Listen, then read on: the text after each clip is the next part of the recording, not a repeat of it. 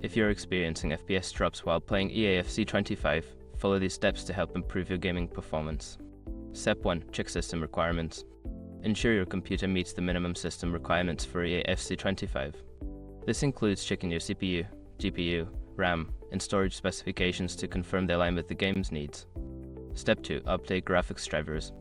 Visit the website of your graphics card manufacturer NVIDIA, AMD, or Intel and download the latest drivers for your graphics card. Installing the latest drivers can significantly improve performance and fix bugs. Step 3. Adjust in-game settings. Launch the game and navigate to the graphics settings. Lower the resolution, reduce the quality of textures, shadows, and effects, and disable any unnecessary features like VSync or motion blur to enhance FPS. Step 4. Close background applications. Before starting the game, close any unnecessary applications running in the background. This will free up system resources and help the game run more smoothly. Step 5. Monitor temperature and performance. Use monitoring software to check the temperature of your CPU and GPU while playing. If they are overheating, consider cleaning your computer's internals or improving airflow to prevent thermal throttling, which can cause FPS drops. By following these steps, you should see an improvement in your gaming experience with the EAFC 25.